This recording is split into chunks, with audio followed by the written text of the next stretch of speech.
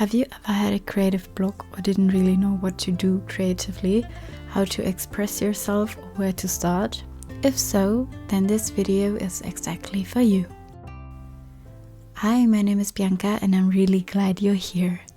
Today we're going to look at how to overcome creative blocks, because creativity doesn't have to come out of nowhere. In this video, I'll show you 6 tips and tricks to boost your creativity so you never have to sit in front of a blank page again. It all started with this artwork right here. I had the urge to be creative, but I only had 30 minutes and I still had some color cards from the hardware store lying around. So I just tore them apart and randomly glued them together. But somehow it still felt a bit boring. Then I started reading the names of the color cards: Forest Whisper, Autumn Rustle and Wood Art, and that sparked an image of a tree in my mind. So I tore out a tree shape from the remaining cards and added it. And that was basically the whole thought process, something super simple that led to this final piece. And what I want to show you with this is that creativity doesn't always have to be big or extravagant. It doesn't have to be super complex or time-consuming. Sometimes it's enough and just as creative to simply make something small. And to help you express your creativity, whether through small or big projects, I'm going to share my tips with you. Let's start with the first one, randomness. Because randomness is a powerful tool for creativity. Let me show you my prompt list. The idea is that you work with random words, so you let them be generated randomly. And here I've divided them into 3 categories. First, general words, things like shadow, flower, dream or echo. Then a category for how, so how you create something or what style it could have. This is open to interpretation. Here we have, for example, chaotic, backwards or minimalistic. And then a third category, with, so what you use to create it. For example, with watercolor, with fabric or with foil. And I also numbered everything in a continuous way. If you don't feel like sorting your project into these categories, you can just select a number from 1 to, for example, 200. You might end up getting 2 or 3 words from the same column, but that's part of the challenge. It's up to you what you make out of it. And that's exactly what sparks creativity. Of course, you can also stick to the 3 categories and just look up number 1 to 50 or however long your list is. So how can you actually do this? Just go to Google and type in random number and you'll see a random number generator. Click on it and then you can enter a range, something like 1 and whatever number you need. For me, 100 would be too much, so I'll set it to 1 to 8 and hit generate. And then we get number 3. In our example, that would be water. And now you can use that as a creative trigger. Maybe you use water as an actual element in your project. Something might instantly come to mind, like watercolor, for example. Or you could take a glass and fill it with water and try to draw what you see through it, because the water slightly distorts the perspective. And that alone can lead to completely new and unexpected results. Or you can just go super simple and literally draw a waterfall or anything that comes to mind when you think of water. Maybe you already have your own associations. Another great way to use randomness is to take a sheet of paper and place a bunch of dots all over it completely randomly and then connect them in any way you like. And this doesn't have to be your final artwork. It can simply be the starting point or inspiration for it. Because now you can start interpreting what you see.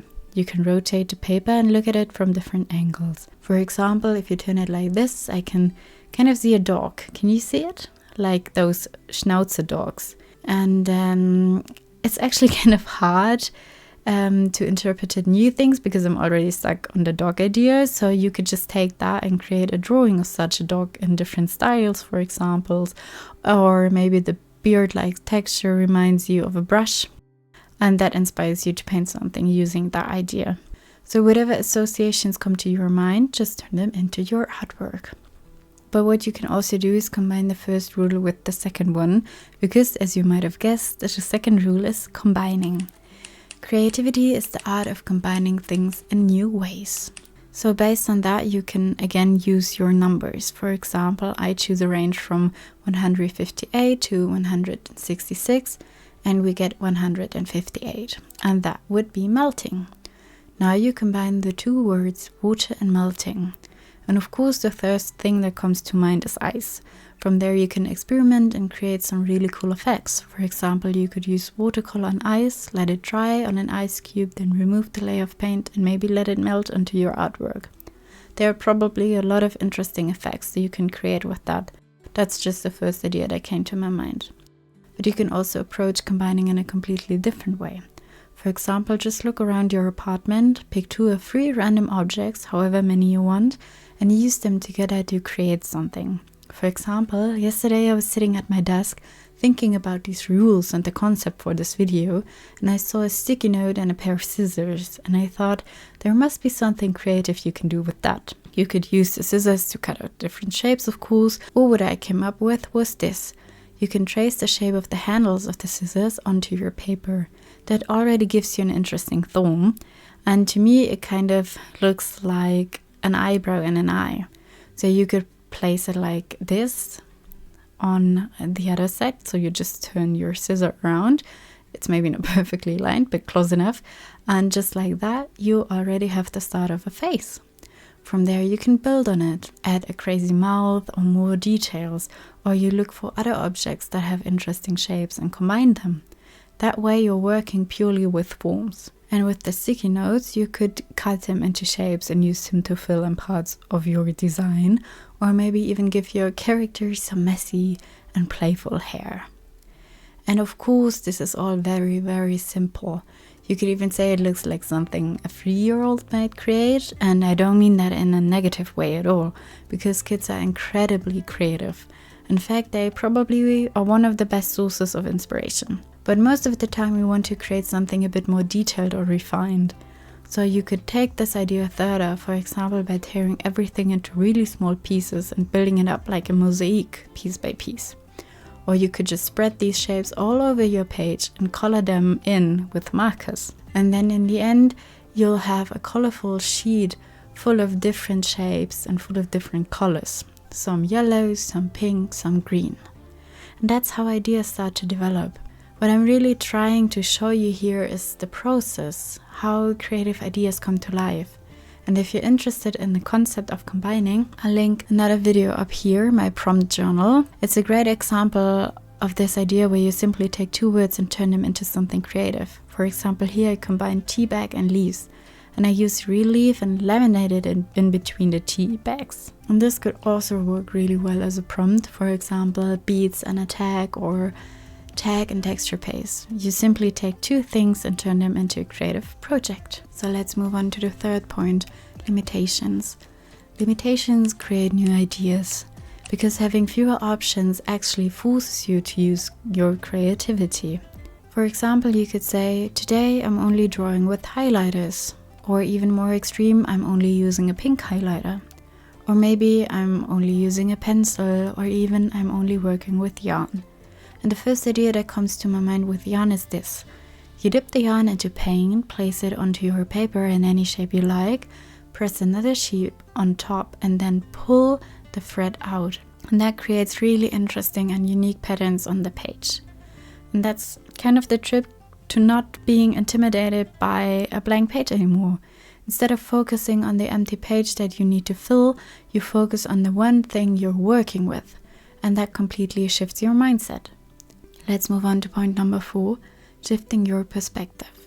Because creativity happens when you start seeing the same thing differently. Here are a few ways to do that. Going backwards, embracing chaos, changing the style, or changing your point of view. So what does that mean? For example, you can start your project in reverse. If you usually begin with outlines, then add shading and finish with color. Try doing it the other way around. Start with the color first, then add shading afterward. And something important here is flexibility. You have to be open to the idea that your project will turn out differently than you expected. The results you had in mind won't be the final result anymore, but that's the whole point. Then there's chaos. If you normally try to make every line perfect, try just drawing freely without overthinking it. There are even exercises where you're not allowed to lift your pen. You draw the entire image in one continuous line. That's also a form of controlled chaos. And then there's changing the style. You can take a project you've already done and simply recreate it in a completely different style. There are so many different styles out there. You can see an overview on the screen here. And then there's changing your point of view. For example, if you want to draw an apple, don't just draw a regular apple. Draw it, for example, from the perspective of a mouse. Now let's move on to point number 5, inspiration. Inspiration is allowed because it doesn't come from waiting, it comes from searching or simply from starting. And that brings us back to this artwork. I'll link another video up here where I decorated a journal. In that video, I take you through my thought process step by step and explain why I'm doing what I'm doing. And often creative ideas happen exactly like that. They develop step by step. You start with one thing, then something triggers an association or a new idea, which leads you to the next step.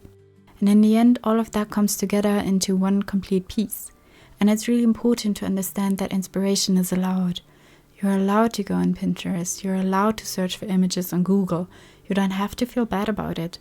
Like I mentioned before, you can always change the style, add things, remove things, or reinterpret what you see. You should look at it this way. Taking inspiration and transforming it into something new is a new idea. Everything you change becomes your own creation. Now the final point, just start and let it guide you. Like I said before, you do one thing and that leads to another, that inspires the next step and so on. That's what creativity is all about. The biggest mistake you can make is trying to create something perfect right away, because perfection kills creativity. Your bad ideas, your imperfect attempts, that's all raw material. Don't throw those things away. Keep them, put them next to you and build on them. Work your way forward from there, because ideas are created through doing. And once you have a starting point, even if you're not fully happy with it, that becomes your thread to follow. So I hope you've learned that creativity doesn't have to come out of nowhere. And something that's just as important as creativity, maybe even the same thing, is flexibility. Being open, starting something and continuing with it, allowing your project to grow, almost like a branching tree that keeps evolving. You might start with an idea you don't even like that much, but step by step it develops into your final piece. And along the way, you use all of these tips I've shared with you to bridge the gap between the first idea and the final result. So I hope you enjoyed this video and that you can take something away from it and that you'll never have to sit in front of a blank page again. Take care and I'll see you next time. And most importantly, have fun being creative.